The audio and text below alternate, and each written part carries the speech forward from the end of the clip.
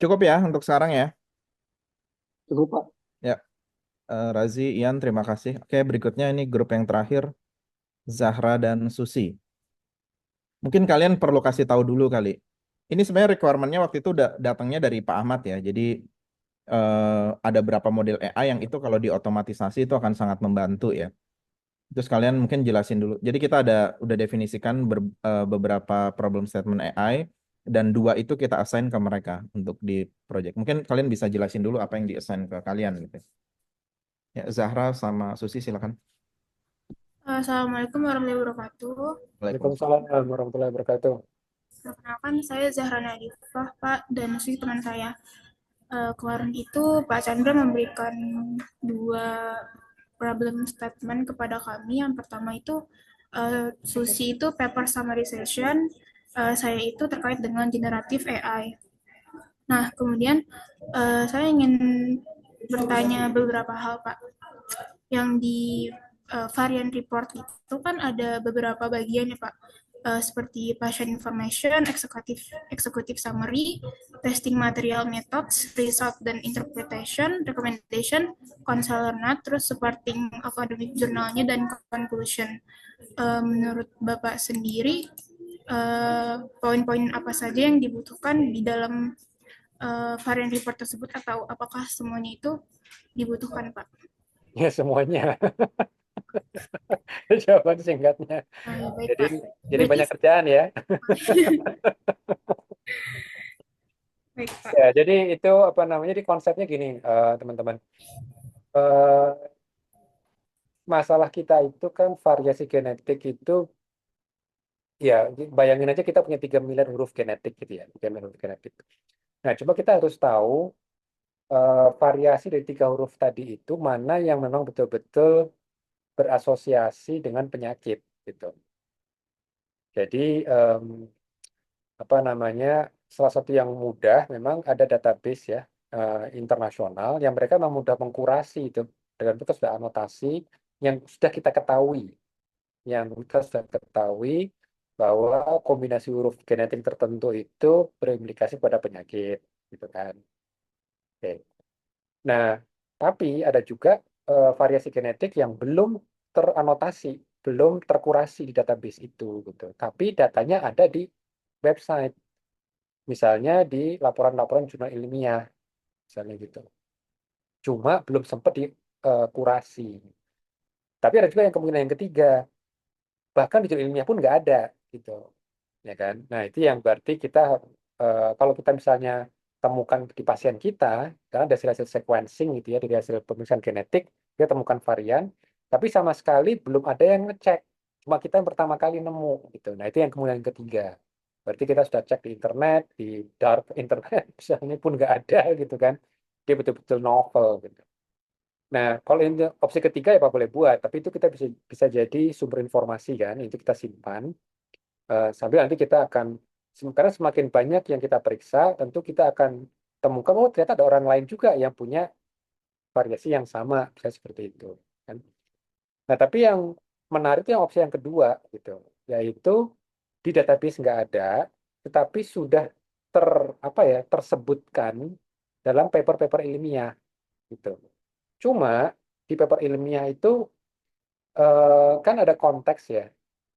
Varian yang dideskripsikan di paper ilmiah itu konteksnya mengatakan apakah varian ini berbahaya atau tidak. Jadi kalau dalam bahasa kami itu berbahaya itu namanya patogenik. Kalau yang tidak berbahaya itu berarti benign. Gitu. Nah, makanya kan itu kita harus apa ya sift through it gitu kan, harus betul-betul nyisir varian ini ada nih di paper ini gitu kan. Tapi apa nih konteksnya? Gitu. Ya, kalau misalnya kita bisa nemu papernya itu udah bagus. Jadi nanti manusia bisa baca sendiri gitu kan. Tapi yang lebih keren lagi kalau mereka langsung komputer tuh bisa memberikan kayak semacam summary gitu. Di paper ini, varian ini itu deskripsikan sebagai patogenik gitu. Nah, itu yang menarik gitu. Kalau misalnya, walaupun mungkin tantangan berikutnya adalah eh, informasi itu ada, tetapi ada paywall-nya gitu. Misalnya nih jurnal ilmiah yang harus bayar gitu. Itu kan repot tuh. Jadi yang saya sebutin tadi itu informasi di jurnal ilmiah yang gratis, ya kan? Nah, tapi kalau dia harus berbayar, biasanya sih abstraknya ada gitu. Nah, cuma kan kita nggak, saya nggak tahu, kayaknya mesin juga kalau hanya informasi dari abstrak juga mungkin akan terbatas kan. Walaupun, eh, tetapi yang saya juga perhatikan, data-data itu juga sebenarnya ada bukan di abstrak malah, tapi di supplementary information gitu. Nah, itu juga saya nggak tahu bisa diakses apa enggak itu. Tapi ya secara prinsipnya apa yang tadi disampaikan, memang kita pengennya semuanya gitu ya. Tapi mungkin yang perlu diprioritaskan ya, kalau misalnya bisa itu menemukan informasi varian-varian itu di jurnal ilmiah. Itu yang mungkin sangat penting. Karena untuk mengcapture informasi yang belum ada di database. Nah, itu.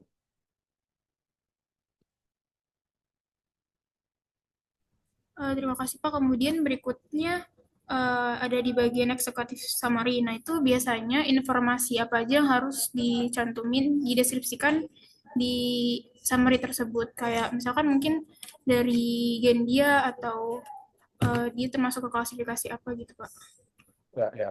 Ya, jadi kalau summary-nya biasanya pertama kita harus menyatakan ya, itu varian genetik yang ditemukan itu apa, terutama kalau kalau saya sih akan fokus varian yang memang patogenik gitu. Jadi kan pasien itu kan bisa macam-macam variasi genetiknya. Tapi harus kita klasifikasikan dulu dari sekian banyak varian genetik itu mana yang memang betul-betul patogenik. Nah, itu yang harus direport. Dalam itu harus direport sekaligus kita sampaikan data-datanya. Jadi maksudnya kita bisa mengatakan ini patogenik itu buktinya apa? Tuh. Jadi kan sudah evidence-nya kan. Evidence-nya bisa dari database misalnya. Evidence-nya bisa dari jurnal ilmiah. Nah, kan kita citasi juga itu berdasarkan laporan dari jurnal ini misalnya gitu. Nah, tapi ada juga sih varian yang tidak patogenik. Nah, kalau untuk hemat saya, untuk varian yang ternyata setelah kita cek varian yang pasien itu tidak ada yang patogenik, ya berarti nanti simple, tidak ditemukan varian yang patogenik. Gitu. Jadi kita nggak perlu menulis lagi semua varian, kalau itu bisa banyak banget. Satu orang kan varian bisa mungkin ratusan juga kan. Gitu. Jadi kita nggak perlu menulis semuanya. Tapi cukup yang relevan dengan klinis. Nah, mungkin nanti juga ada rekomendasi. Ya, rekomendasinya misalnya harus merujuk ke konselor genetik misalnya gitu, ya kan? Dan memang ada juga sih sebagian mutasi yang memang berkaitan dengan terapi. Nah, kalau misalnya nih dari internet yang open source gitu ya, yang open access, bahwa varian ini ternyata responsif atau tidak responsif terhadap terapi tertentu, nah itu bagus juga itu bisa dimasukkan ke sana. Jadi ini bisa membantu dokter untuk memberikan obat gitu. Nah, itu kalau terkait dengan pengobatan. Atau kalau varian ini berbahaya, patogenik, dan ini bisa diwariskan ke anak, keluarga, kakak, adik, iya kan, ibu, segala macam. Pokoknya generasi satu keluarga inti gitu ya. Ya itu berarti nanti dia harus ke konselor genetik. Jadi ada semacam apa ya, ada konteksnya juga. Jadi emang jangan hanya disebut, oh ini ada patogenik nih, gitu. Tapi juga disampaikan, oke, aksiologinya apa nih, manfaatnya setelah tahu ini apa gitu tadi, karena bisa menimbulkan risiko pada anggota keluarga yang lain, dan atau bisa juga memberikan informasi mengenai pengobatan kalau dia memang pasien. Nah, makanya jadi harus dicek tuh yang periksa ini orang normal, orang sehat, atau dia memang sudah kena kanker gitu. Karena kalau yang diperiksa orang sehat kita kasih rekomendasi, oh obatnya ini, oh, itu kan bahaya, masa orang sehat diobatin gitu kan. Padahal sebetulnya itu untuk orang yang punya variasi genetik tersebut, tapi dia udah sakit, gitu. Makanya bisa kasih obat. Jadi makanya nanti if then-nya juga dalam logikanya memang harus clear gitu kan, supaya nanti reportnya itu juga nanti nggak keliru. Baik Pak, tadi kan Bapak menyebutkan bahwa yang bagian rekomendasi itu kita bisa ngambil datanya dari rujukan paper ya Pak. Ya, Nah, kalau misalkan di prototype senusanya itu kan si rekomendasi itu bisa di input sama dokternya langsung. Nah, otomisasi yang kami buat ini, apakah rekomendasinya otomatis juga dari rujukan paper yang kami berikan atau misalkan bisa juga dari dokternya itu nge-input gitu Pak? oh, sebentar. Dokter itu coba klarifikasi dulu ya. Jadi gini, em, pengguna Senusa itu umumnya ya defaultnya itu adalah dari tim laboratorium, ya, dari tim laboratorium, di mana mereka memang bukan dokter biasanya. Nah, cuma dia menganalisa, berusaha memberikan semacam interpretasi kira-kira eh, varian ini apa nih dampaknya, baik terhadap pengobatan atau risiko terhadap kanker gitu ya. Jadi dia akan hanya menarik dari literatur, dari internet gitu kan, dari database bahwa varian ini maknanya apa gitu kan.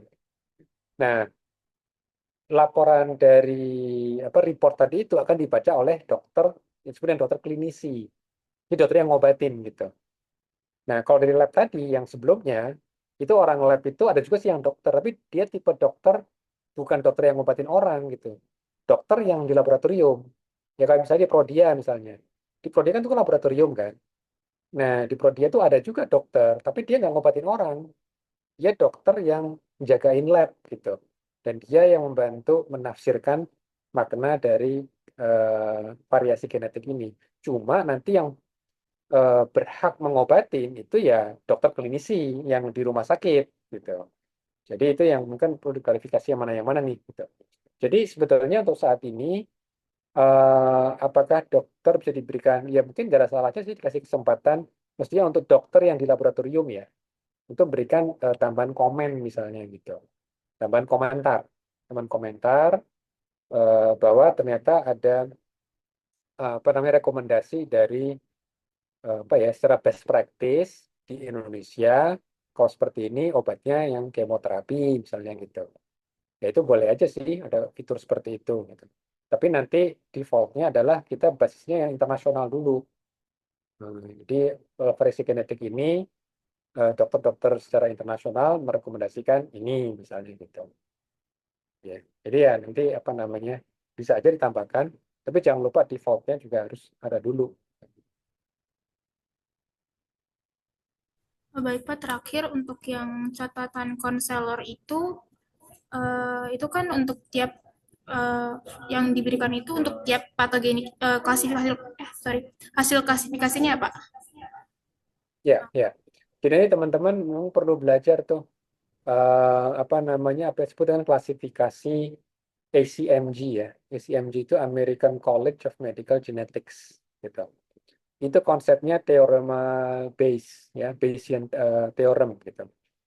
Jadi nanti ada posterior probability, ada segala macam itu coba dipelajari karena untuk mengatakan varian ini patogenik apa tidak itu tergantung dari parameter-parameternya.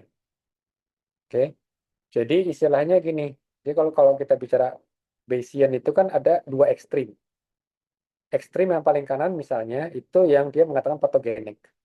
Ekstrim yang paling kiri dia mengatakan dia benign. Nah, nanti di tengahnya itu ada namanya informasi unknown significance. Artinya kita tidak punya cukup bukti untuk ke arah patogenik atau non patogenik gitu. Jadi itu nanti bisa dipelajari itu. Kalau kita ketik aja ya ACMG guideline variant interpretation. Nah, itu sebetulnya informasi-informasi yang diperlukan. Misalnya nih, kalau tadi siang kan kita sudah review ya sama Pak Chandra ya. Misalnya gini, eh, di dunia ini variasi genetik yang ditemukan pada pasien ini itu frekuensinya berapa persen sih gitu. Kalau frekuensi ternyata di atas 1%, jadi artinya kalau kita kumpulin 100 orang, ada satu orang yang punya variasi genetik ini, kita bisa mengatakan variasi ini terlalu umum. Karena terlalu umum, dia kemungkinan besar adalah benign. Gitu. Kenapa kita bisa mengatakan itu? Karena cancer itu nggak umum. Cancer itu jarang. Cancer itu kan insiden rate-nya itu sekitar 40 per 100 ribu. Itu berapa persen itu? 40 per 100 ribu. Itu 0, matematika saya nggak gitu bagus. Ya, itu 0, berapa persen lah gitu. Nah, itu satu kriteria tertentu. Jadi kalau misalnya di atas 1%, kita bisa lebih mudah itu mengatakan ke arah benign. Tapi kalau ternyata setelah dari database, dia prevalensinya 0,01%. Nah, itu kan jarang banget tuh, kan? Jarang. Itu sudah mengarah ke patogenik. Tapi kalau cuma punya data ini doang, kita nggak punya informasi yang lain, itu kita nggak bisa menetapkan dia adalah patogenik. Kita pun data tambahan. Nah, Bayesian di situ Bayesiannya. Jadi kita nanti harus ngecek varian ini pernah dideskripsikan sebelumnya nggak? Pernah nggak berasosiasi informasi dengan pasien, dengan apa namanya bentuk proteinnya, folding, apakah diketahui bisa kehilangan fungsi, gitu kan? Karena gen ini kan akan menjadi protein kan. Nah, protein yang disandi oleh gen ini itu akan rusak apa tidak? Ini ini tim tim nomor 3 nih kayaknya agak tantangan karena harus belajar genetik juga ya. Dan kayaknya di TI belum ada tuh SKS apa namanya tambahan gitu kan untuk ngambil 3 SKS Introduction to Genetics gitu kan. Ini berat nih.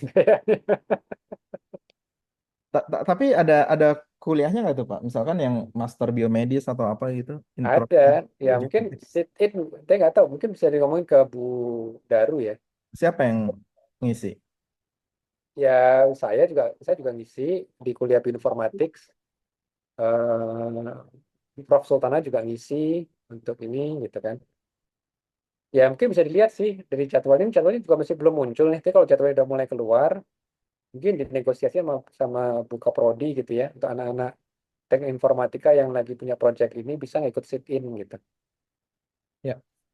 Soalnya emang agak berat sih kalau misalnya nggak kok betul blank mengenai mengenai genetik pasti ini perlu healing yang banyak ini.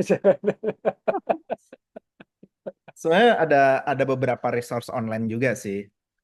Tapi kan kita harus kurasi sendiri kan, mana yang kira-kira bermanfaat, mana yang membantu atau enggak gitu. Ya, ya. Ya, Oh, kalau nggak salah nanti Rabu malam saya juga ngisi itu tuh apa namanya kelas cancer juga IRC ya kan program konseling genetik IRC kan juga ngadain kelas buat para klinisi gitu. Itu sih berbayar memang, tapi nggak tahu coba boleh nggak yang teman-teman yang lagi ini untuk minimal ikut dengerin gitu ya supaya konsep-konsep mengenai genetik cancer Rabu ini sih jam 7 malam. ya.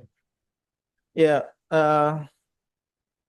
semuanya punya challenge memang di sini punya harus memahami domain expert ya. Jadi yang Asoka harus jadi ya basic urologi gitu kan, hipospadia. Yang ICU juga ya basic-basic anestesi gitu mungkin ya. Jadi treatment apa aja atau antibiotik apa aja ya, sepsis. Ya domain expertnya sedikit banyak kita harus pelajarin. Tapi memang nanti fokus kita di komputasinya kan, komputasional. Ya, ada lagi Zahra, Susi? Kalau dari saya cukup, Pak. Terima kasih. Ya. Oke, oke, oke. Kalau udah Maaf cukup, Pak, itu udah ya. aduh, saya satu pertanyaan lagi Oh boleh ya, nggak Pak? silakan, silakan Susi. Oke. Em, Selamat sore Bapak, saya Susi Silawati, temannya Zara. Jadi kami berdua berkelompok mengerjakan paper summarization. Jadi saya bagian paper summarization-nya dan saya ingin bertanya kepada Bapak tentang jadi Bapak hasil yang Bapak inginkan dari ringkasan paper dan analisis ini tuh bagaimana mau disajikan gitu. Apakah dalam bentuk tabel varian dengan deskripsi rinci atau apakah yang kayak gimana, Pak? Oh, oke. Mungkin nggak harus dalam tabel juga sih. Karena kan kita akan fokus eh, ke fungsional ya, efek fungsional dari varian genetik itu gitu. Jadi yang penting disebutkan variasi genetiknya apa, lalu dampaknya apa. Gitu. Jadi apakah varian ini bisa meningkatkan risiko terkena kanker misalnya gitu, ya kan? Atau variasi ini bisa berdampak kepada respon pasien terhadap obat. Nah, obat yang mana nih? Gitu kan? Nah, apakah dia jadi sensitif dengan obat atau justru dengan obat tertentu? Gitu. Jadi lebih ke arah fungsionalnya dan juga sitasinya. Maksudnya, kok kita bisa mengatakan ini menaikkan risiko ini sumbernya dari mana? Nah, itu yang diperlukan seperti itu. Jadi klinisi itu karena kan nanti yang penggunanya biasanya yang pembacanya itu tentu yang pertama pasien. Tapi pasien kan orang awam ya. Jadi dia mungkin nggak gitu ngerti juga. Dan ini saya juga nggak gitu rekomen untuk terlalu apa ya, terlalu simplistik karena bisa bahaya kalau simplistik nanti pasien malah nggak ini. Tapi pembaca utamanya nanti adalah konselor genetik dan juga dari klinisi. Klinisi maksudnya dokter bedahnya, dokter hemato-onkologinya gitu kan, dokter yang merawatnya gitu.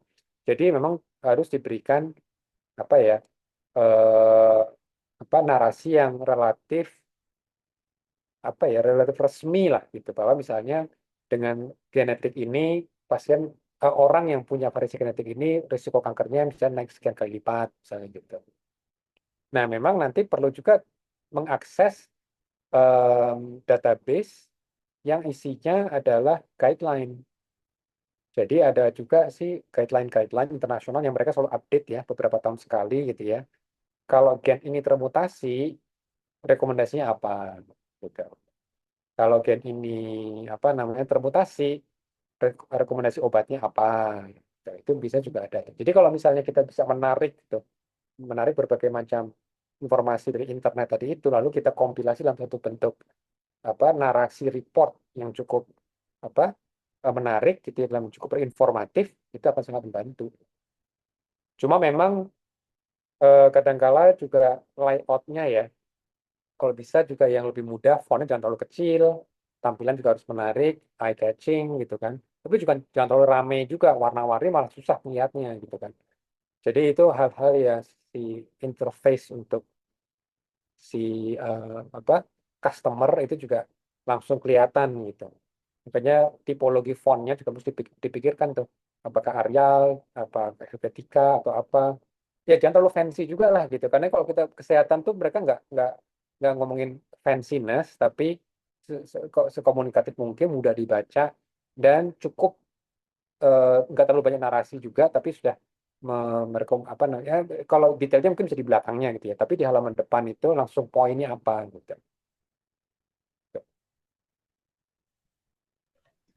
Baik, Pak Pak. Ahmad, Terima kasih, Pak. mungkin nggak ya Pak? Jadi gini, kalau kita akses CleanVar sekarang, kan setiap varian nih Pak ya, itu ada banyak field kan ratusan. Nah ada field yang dia itu referensinya mana. Jadi kayak PubMed ID, terus kemudian klasifikasinya kan. Jadi kalau sekarang kan baru itu aja tuh. Referensi, satu varian itu bisa banyak referensinya.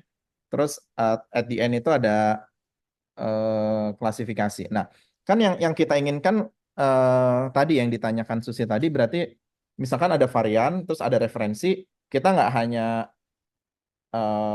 dia kelas mana gitu kan, tapi bisa bercerita dari paper itu. Nah, mungkin nggak nanti kita ambil beberapa sampel ya dari responnya Pak Ahmad gitu. Jadi kita ambil aja misalkan varian 1, 5 atau 10 varian, terus ini beberapa contoh paper. Nah, Pak Ahmad kira-kira style nulisnya kayak gimana gitu. Misalkan paper ini eh, mendapatkan hasil ini, maka disimpulkan apa gitu. Jadi nanti kita training modelnya akan sesuai dengan gaya penulisan Pak Ahmad gitu. Oh, oke, oke, oke.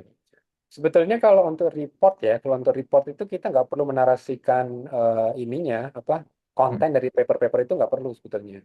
Ya, Tapi cukup mensitasi aja ya. bahwa sumbernya itu dari paper ini. Oh gitu. Oh, untuk di report ya, untuk report Heeh. itu aja sebetulnya. Iya, Jadi malah nggak perlu dinarasikan. nggak perlu. Oh, jadi kelasnya aja berarti. Misalkan Iya, ini, jadi oh dia menunjukkan patogen. Oh dia menunjukkan apa? ya, Oh, oke. lalu ini adalah Oke, oke. referensinya. Gitu. Kalau gitu ada tuh database-nya udah ada di CleanVar itu kalau seperti itu kan.